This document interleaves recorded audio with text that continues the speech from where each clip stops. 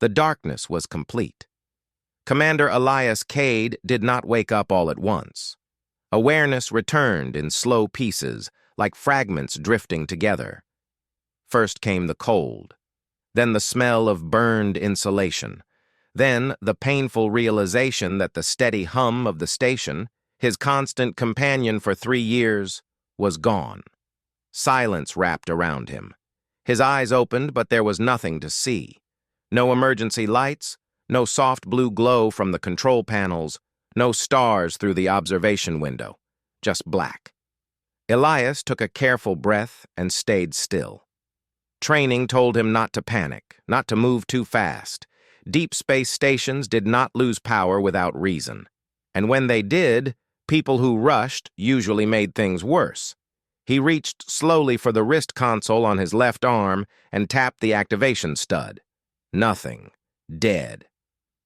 That made his chest tighten. The console had its own independent power cell.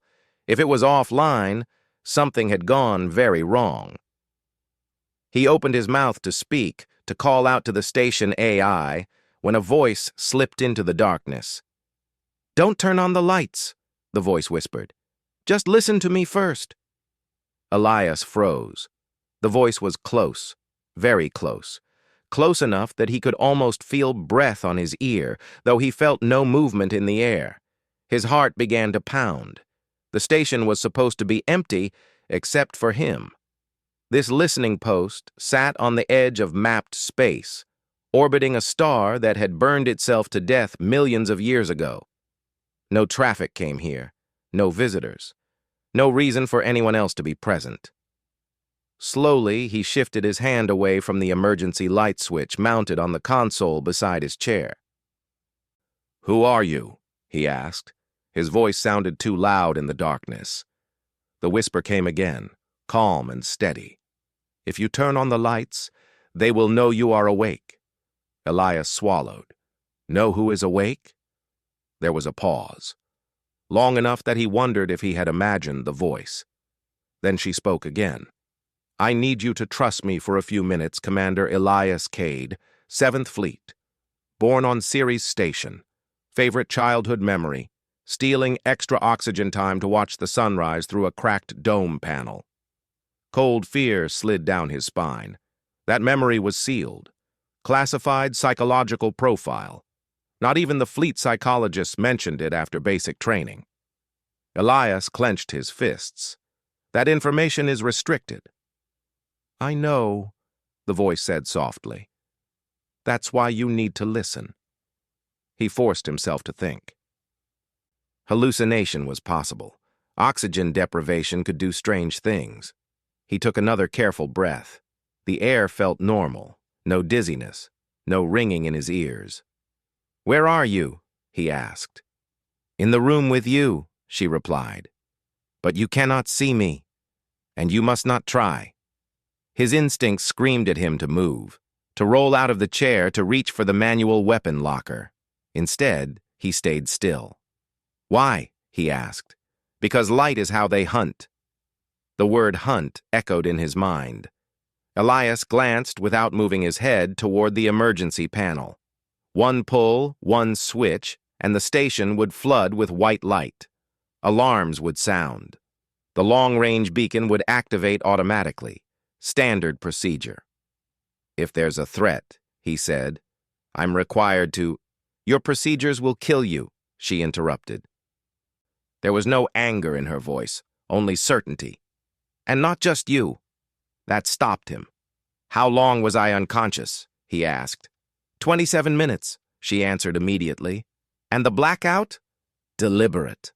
Elias's jaw tightened. "By who?" "By me. And by them." His pulse quickened. "You just said they hunt by light." "Yes." "Then why cut the power at all?"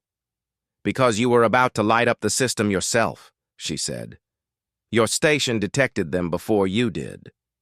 Elias frowned. "That's impossible. The sensors are built to look for movement, heat, radiation, and energy signatures," she finished. "Not absence." He felt a chill that had nothing to do with temperature. "What do you mean?" Absence, he asked.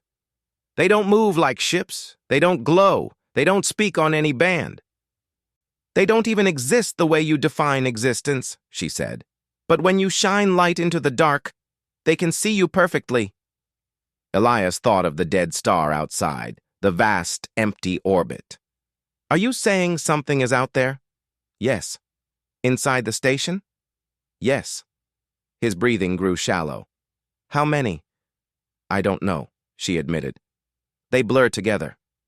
Elias closed his eyes, though it made no difference. You said you're human. I was, she said. The words landed heavily. He waited for her to explain, but she did not continue. Who were you? He asked. Another pause. This one felt heavier. My name was Dr. Mara Venn, she said at last. Xenolinguistics Division. Declared dead 6 years ago. Elias's mind raced.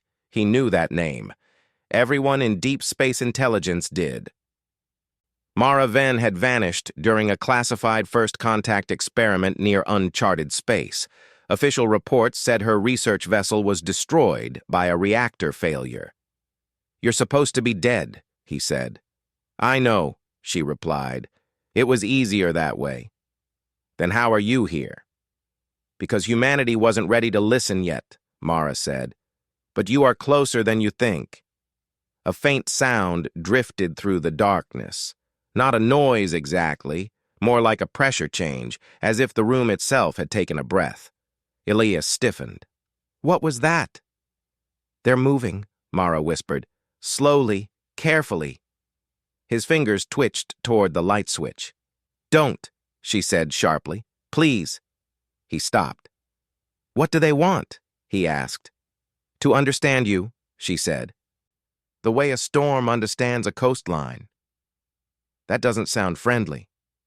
It isn't hostile either, she replied. Not until you force it to be. Elias let out a slow breath. You said you cut the power. Why didn't they attack while I was unconscious? They don't strike blind, Mara said. They observe. They wait for certainty. And light gives them that? Yes. Another subtle shift passed through the room. Elias felt it this time like something massive adjusting its position just beyond perception. Sweat formed on his neck. What happens if I turn on the lights? He asked quietly. They will know your shape, Mara said. Your edges, your distance, your fear. And then? They will decide what you are worth. Elias had faced pirates, mutineers, and hostile alien drones. None of them had ever made him feel this small. Why me? He asked. Why this station? Because you are alone, she said, and because your kind builds eyes before it builds ears. He frowned. What does that mean? It means you look first and listen later, Mara said. That habit almost ended you today. The silence stretched. Are there others like you? Elias asked. Humans who changed? Yes, she said. Not many. Most couldn't survive the transition. Transition into what? Into bridges, Mara replied, between what you see and what you refuse to believe. Elias exhaled slowly. And now? Now, she said, you have to help me convince them that humanity can learn. A faint vibration traveled through the floor beneath his boots. Not mechanical, organic. Wrong. Elias felt his fear harden into focus. What do you need me to do? He asked. Mara's whisper softened. Stay in the dark. Ask questions. And whatever you do, yes, do not turn on the lights. Somewhere beyond sight, something listened. The darkness did not feel empty anymore. Commander Elias Cade sat motionless in his chair, every sense stretched thin. The faint vibration beneath the floor came again, slow and careful, like something enormous shifting its weight with great patience. He could not hear footsteps. He could not hear breathing. Yet the presence was undeniable. They are closer, Mara whispered. Elias lowered his voice without thinking. How close? Close enough to know you are awake, she said, not close enough to know what you are. That doesn't comfort me, he replied. I know, Mara said gently, but fear is loud. Curiosity is quieter. Right now, quieter is safer. Elias swallowed. His throat felt dry. You said they hunt by light. How did you learn that? I learned it the hard way, Mara said. Another pause followed, heavier than before. Elias sensed there was more, and he waited. My ship made first contact by accident, she continued. We activated a high-energy scan. Bright, clean, powerful. We thought we were alone. Elias clenched his jaw. And you weren't. No, Mara said. The light touched them, and they touched back. The pressure in the room shifted again. Elias felt it behind him now, not near, but aware. What happened to your crew? He asked. They panicked, she said quietly. They followed protocol, lights, alarms, weapons, every signal you are trained to use when you are afraid. And the result? They were understood, Mara said. Completely. Elias's hands curled into fists. Meaning? Meaning the predators learned everything they needed in seconds, she said. How humans move. How fast they react. How fear changes your breathing. How light makes you predictable. A cold thought settled in his mind. So staying dark makes us unknown? Yes, Mara said. Unknown things take longer to decide. Elias felt another vibration, closer this time. The air itself seemed thicker. What are they? He asked. Physically. They don't have bodies the way you do, Mara said. They are patterns, dense ones. They bend space just enough to exist where you cannot see them. That sounds impossible. So did faster-than-light travel, she replied. Elias almost smiled, then stopped himself. If they don't have bodies, how do they interact with the station? They don't, Mara said. Not directly. They interact with energy, with fields, with emissions. Light, Elias said. Yes. Another silence. This one felt watchful. Elias slowly shifted his weight in the chair. A faint creak escaped despite his effort. Immediately, the pressure in the room changed. Careful, Mara whispered. They noticed that, his heart hammered. They can hear? They can sense disturbance, she said. You are very loud compared to them. That's comforting too, he muttered. Despite everything, Mara let out a faint breath that might have been a laugh. You're handling this better than most, she said. Because I don't have another choice, Elias replied. You said humanity almost doomed itself today. How? The station detected them as a sensor anomaly, Mara said. Your systems flagged it as a ghost signal. Your protocols would have ordered a full spectrum scan to clear it. And that scan would have been bright, Elias said. Bright enough to light you up like a beacon, she confirmed. They would have learned you before you learned them. Elias felt a surge of anger. So our own safety systems are a weakness. For some threats, Mara said. Yes. Another vibration passed through the floor, stronger now. Elias felt it through his spine. They're circling, Mara whispered. Trying to understand your shape. Do they know you're here? He asked. They know something like me exists, she said. They cannot see me clearly either. Why not? Because I am quiet, Mara replied. Elias frowned. You speak. I don't shine, she said. I don't emit what they need. A thought struck him. You said you cut the power with them. How did you convince them to help? I didn't, Mara said. They were already here, watching. I simply showed them a better way to observe. You communicated with them? Yes. How? Elias asked. By becoming something they could hear, she said. The pressure in the room shifted again, almost curious. What did you become? Elias asked. Mara hesitated. Something less defined. That answer unsettled him more than any other. If they decide we're a threat, Elias said, can they kill us? Yes, Mara replied. Easily, but not quickly. Elias closed his eyes. That's worse. They don't understand mercy, she said, or cruelty, only outcomes. Then what do they want now? To know if you are worth leaving alone, Mara said. A faint hum began somewhere deep within the station. Not electrical, not mechanical. Elias felt it in his teeth. What is that? He asked. They're testing you, Mara whispered, probing how you react to pressure. The hum grew slightly stronger. Elias forced himself to slow his breathing. He thought of the old training drills on Ceres Station, where instructors turned off the lights and filled the room with noise to test panic response. Focus on what you can control. He spoke carefully. If they're predators, why bother deciding? Why not just attack? Because attacking blindly wastes energy, Mara said, and they are very patient. The hum faded. The pressure eased slightly. They noticed your breathing changed, Mara said. They are learning restraint from you. That's good, right? Elias asked. Yes, she said. Very good. Elias allowed himself a small breath of relief. Why are you helping us? He asked. You said you're not fully human anymore. Because I remember being one, Mara said, and because if they misunderstand you, they will never give your kind another chance.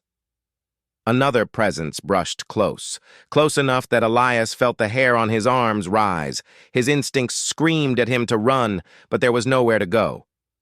Mara, he whispered. They're right here. I know, she said softly. Stay still. The pressure lingered, heavy and curious, then slowly pulled back. They're listening, Mara said. To what? Elias asked. To your silence, she replied. You didn't reach for light. That matters.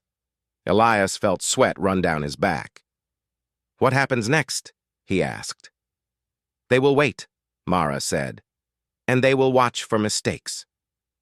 And if I make one? They will learn, she said. And learning is dangerous. Elias took a careful breath. Then help me not make one. I will, Mara promised. But soon you will have to choose. Choose what? Whether humanity keeps shining into the dark, she said, or finally learns how to listen. Somewhere unseen, the predators waited. And for the first time in its long history, the station remained dark on purpose. The darkness became routine, and that frightened Elias more than the fear had. Minutes passed, or hours. Time felt strange without the soft ticking of displays or the gentle cycle of station lights. Elias sat still, breathing slowly, listening to the faint sounds of a place never meant to be quiet. Metal cooled. Distant panels shifted as the station adjusted its orbit. Somewhere deep in the walls, something unseen moved with careful purpose. They are still here, Mara whispered. Elias nodded even though she could not see him. I can feel that. That means you are paying attention, she said. Most humans stop listening once the fear fades. I don't think fear has faded, he replied. No, Mara agreed. It has changed. Another subtle pressure rolled through the room, gentler than before. Curious, not threatening. They are calmer, Mara said. You are teaching them. Elias frowned. I'm just sitting in the dark. Exactly, she replied. You are not reacting the way they expect. Elias shifted his thoughts inward. If they learn too much, is that bad? Yes, Mara said without hesitation. And no, that's not helpful. They learn whether you are predictable, she explained. If you are, you become simple. Simple things are used or removed. And if we are not? They hesitate, Mara said. Hesitation is survival. The station creaked softly. Elias imagined massive shapes drifting through walls like slow tides, sensing the faint warmth of his body, the weak electrical pulse of his heart. "How long can this last?" he asked. "As long as you avoid temptation," Mara said. "Temptation to turn on the lights." "Yes," she said, "and temptation to call for help." Elias stiffened. "The fleet will notice I'm offline." "They already have," Mara said. His chest tightened. "What happens when they send someone?" "They will approach with scanners," she said, "with lights, with signals." "And that will draw them," Elias said quietly. "Yes." Elias ran the problem through his mind. "If I warn them not to—" "They won't listen," Mara interrupted gently. "Not without proof, and proof requires light." The pressure in the room deepened slightly, as if something approved of that logic. "They are very interested in this," Mara whispered. "In what?" Elias asked. "In your conflict," she said. "They sense it." Elias swallowed. "So what do we do?" "We change how you speak," Mara replied. "How?" "Not with signals," she said. "With absence." Elias blinked in the darkness. "You want me to stay silent forever?" "No," Mara said. "I want you to teach them that silence is a message." A faint vibration brushed his boots. Elias did not move. "They are close again," Mara murmured. "They are trying to map you without light." "Can they?" Elias asked. "Not well," she said. "You are messy." Despite himself, Elias smiled slightly. "I'll take that as a compliment." "It is," Mara said. "They value efficiency." The presence pulled back again. Elias exhaled slowly. "You said you became something they could hear. What does that mean?" Mara was quiet for a long moment. "It means I let go of shape," she said at last. "Of borders. I allowed parts of my mind to exist where theirs does." "That sounds dangerous," Elias said. "It was," she replied. "I lost things." "Like what?" "Certainty," Mara said. "Time. Sometimes myself." Elias felt a twist of sympathy. "Why risk that?" "Because someone had to," she said, "and because humans are very loud when they are afraid." The station vibrated again, stronger now, but not threatening. "They are discussing," Mara whispered. "Discussing what?" Elias asked. "You," she said. "And the dark." A strange thought struck him. "Do they have opinions?" "In a way," Mara said. "They evaluate patterns. Right now you are an unusual one." "I don't feel unusual." "You turned off the stars," Mara said. "That matters." Elias thought of the long-range beacon, silent. Of the colonies beyond, still bright, still unaware. "If I stay dark," he said, "others might die." "Yes," Mara said softly. "And if you shine, many more will." The weight of that choice settled on him. The pressure returned, closer, heavier. "They are asking something," Mara said. "Me," Elias whispered. "Yes," she replied. "Not with words, with attention." "What do they want?" "To know if you will break," Mara said. The hum returned, low and deep, vibrating through the chair, through his bones. Elias closed his eyes and focused on breathing. Slow and steady. He thought of empty space, of the dead star outside, of patience. The hum intensified. "They are increasing pressure," Mara said. "Do not react." Elias's heart pounded, but he stayed still. Seconds stretched. Then the hum faded. The pressure eased. "They stopped," Mara whispered. "You passed." Elias let out a shaky breath. "What happens if I hadn't?" "They would have learned that fear makes you predictable," she said, "and that would have ended badly." The room felt emptier now, though Elias knew it was not. "Are we safe?" he asked. "For now," Mara said. "But this cannot last forever." Elias nodded. "Then we need a plan." "Yes," she agreed. And that is where humans are interesting. How so? You build tools, she said, even when you shouldn't. Elias considered that. We can't use tech. No light. No signals. But you have gravity, Mara said. Mass, motion. His mind raced. Physical messages. Yes, she said. Slow ones. Gentle ones. The pressure shifted, curious again. They are listening, Mara said. Be careful what you think about. Elias frowned. They can read thoughts? No, she replied, but intent has a shape. That's unsettling. You get used to it, Mara said. Elias thought of old navigation methods, manual mass drops, gravitational pulses, things no advanced system bothered with anymore. We could move the station, he said slowly. Change orbit without power spikes. Yes, Mara said. Show them choice without brightness. The presence stirred. They like that, Mara whispered. They like that you consider motion instead of force. Elias felt a spark of hope. If we can show them restraint, they may show it back, Mara finished. Silence settled again, deeper than before. They are withdrawing, Mara said after a while. Not leaving, watching from farther away. Elias relaxed slightly. That sounds like progress. It is, she said, but the hardest part is coming. What's that? Convincing your own kind, Mara replied. Elias grimaced. Yeah, we're not great at listening.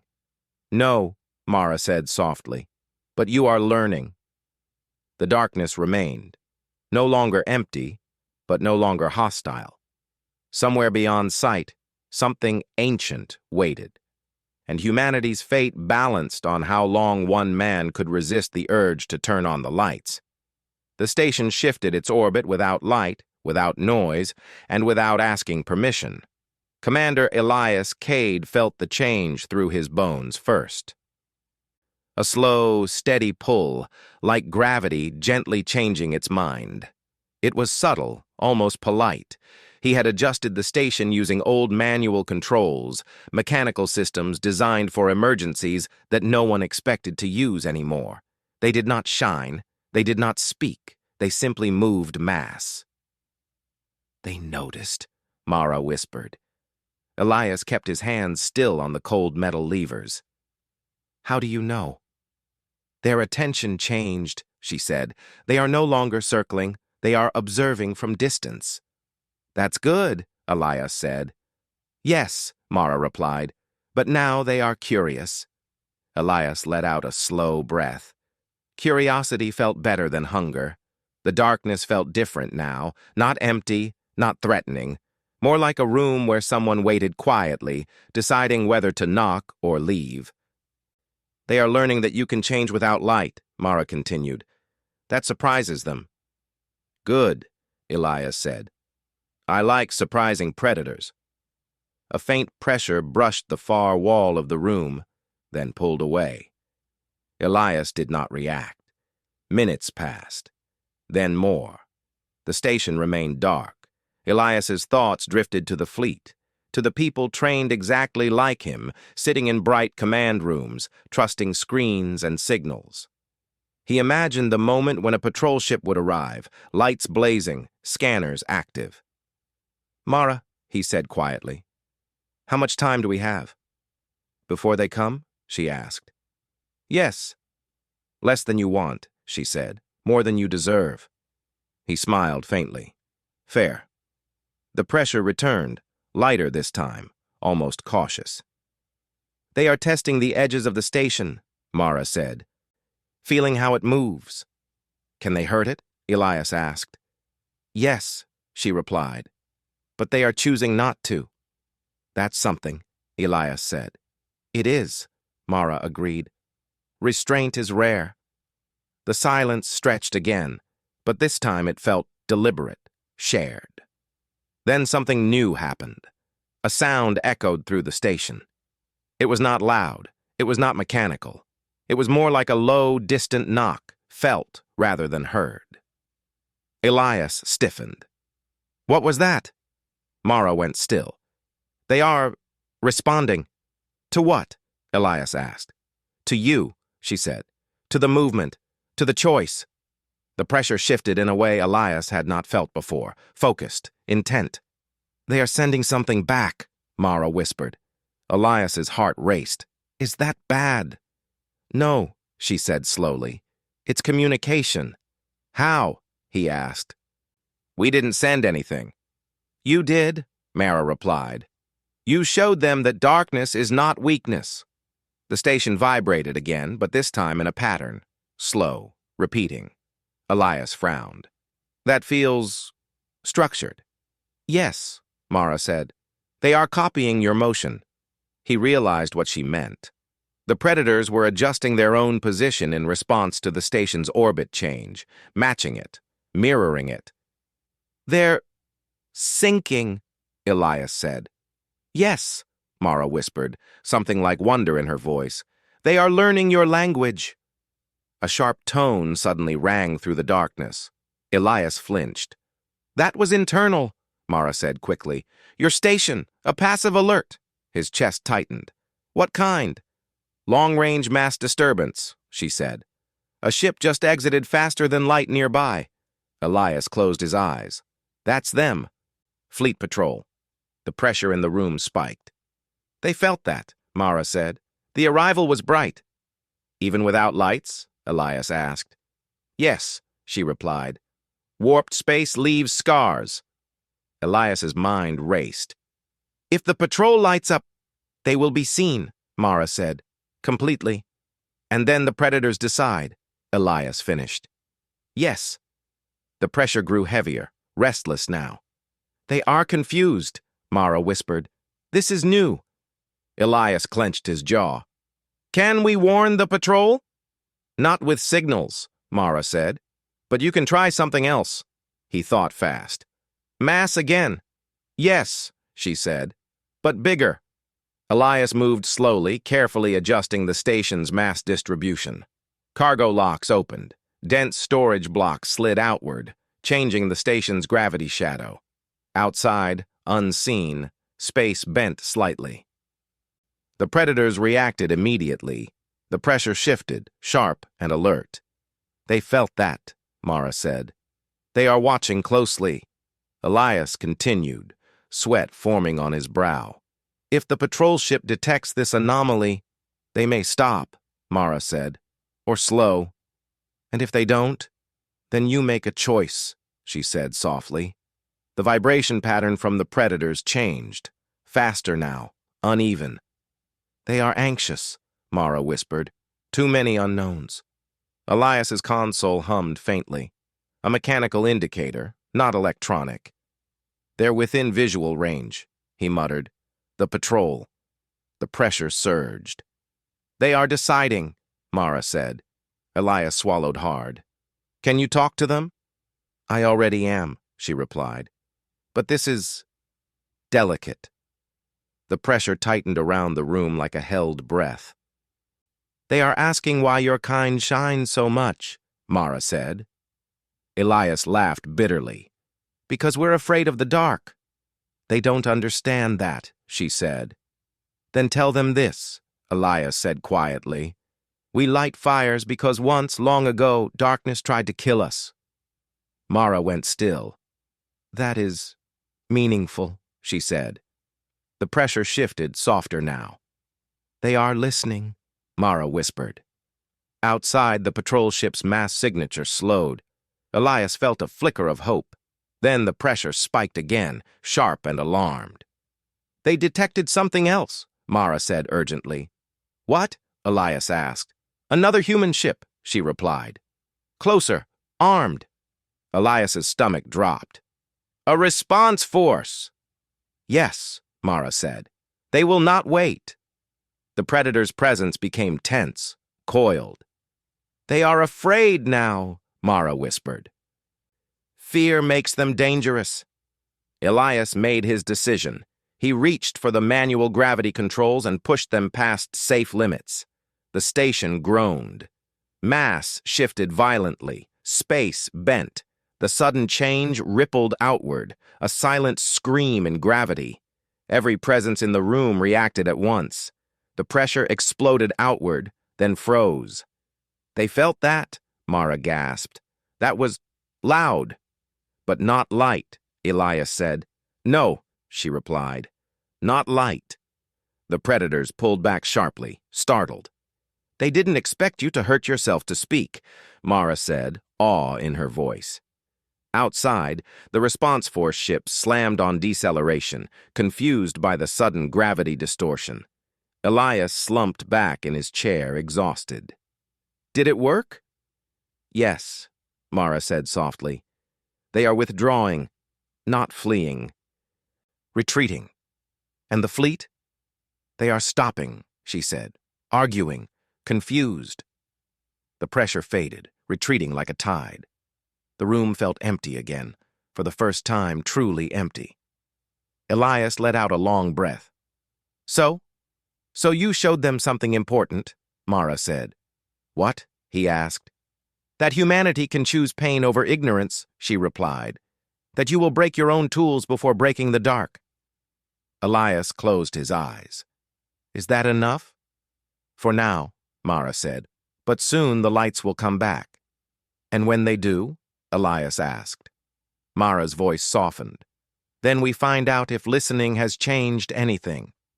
Far away in the deep dark, something ancient reconsidered what humanity was. And the decision was no longer simple. The darkness did not return all at once. It faded slowly, like a careful apology.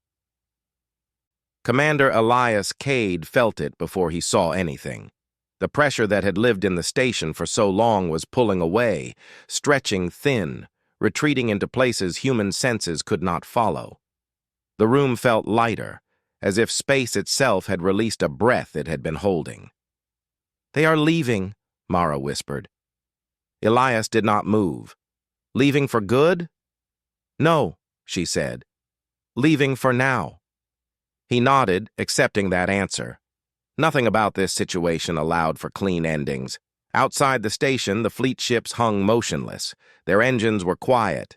Their lights were dimmed, not fully off, but lowered enough to show hesitation.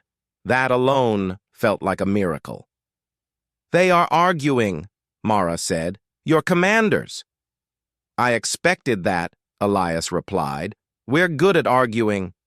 "Yes," she said softly, "but they are not firing. That matters." The station's internal systems began to wake, one by one. Not the bright ones, not the loud ones, only the basic life support systems, the ones that hummed low and steady like breathing. Elias allowed himself to lean back in the chair. His muscles ached. His hands shook now that the danger had pulled away. "Mara," he said quietly, "are you still here?" "Yes," she replied, "though it is harder now." "Because they're leaving?" "Yes," she said. "I was closer to them when they were close to you." Elias frowned. "Does that mean you're fading?" A pause. "A little," Mara admitted.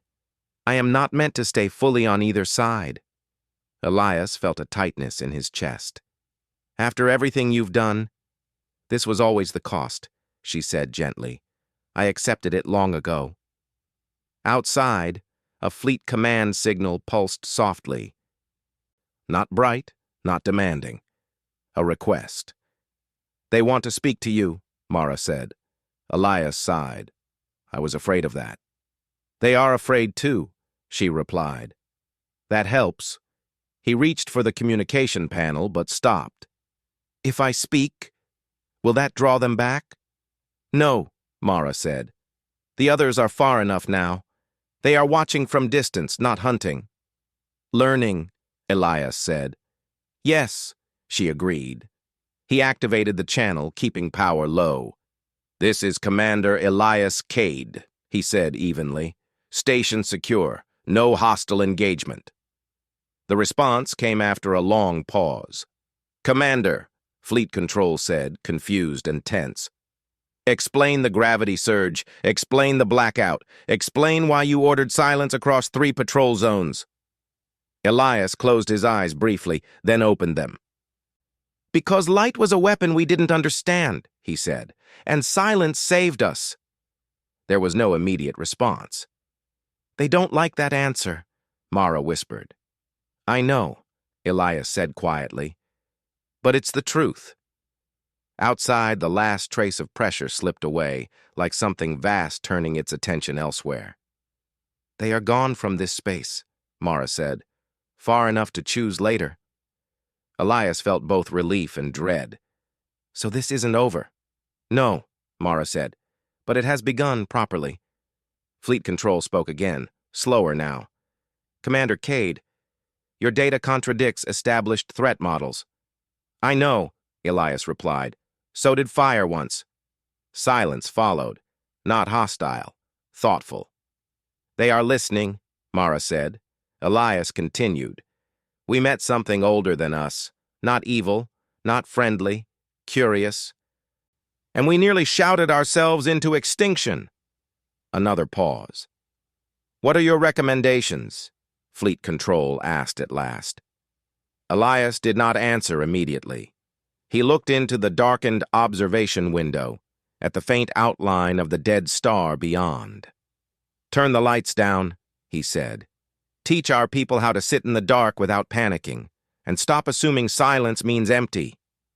Murmurs spread across the channel. They are afraid, Mara whispered. But they will remember this moment. Fleet Control exhaled audibly. Stand by, Commander. The channel went quiet. Elias slumped back. That went better than expected. Yes, Mara said. You spoke like someone who had listened first. The station lights did not turn on. Not yet. Minutes passed. Then more. Elias felt tired in a way sleep could not fix.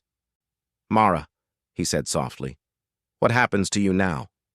She was quiet for a long time. I will remain, she said finally. But not like this. Not so close to words. Elias's throat tightened. Will we hear from you again? Yes, she said, when your kind learns how to ask without shouting. He smiled sadly. We're slow learners. But stubborn, Mara replied. That helped today. Outside, the fleet ships slowly powered down their weapons. Some dimmed their lights further, imitating the station. They noticed that, Mara said, something like pride in her voice. Elias watched as one ship, then another, adjusted their emissions, choosing caution over dominance. That might be the first time, he said, that humanity didn't rush to prove itself. Yes, Mara said, you let the dark exist. A faint warmth spread through the room. Not heat, but presence. They are acknowledging that, Mara whispered. From far away.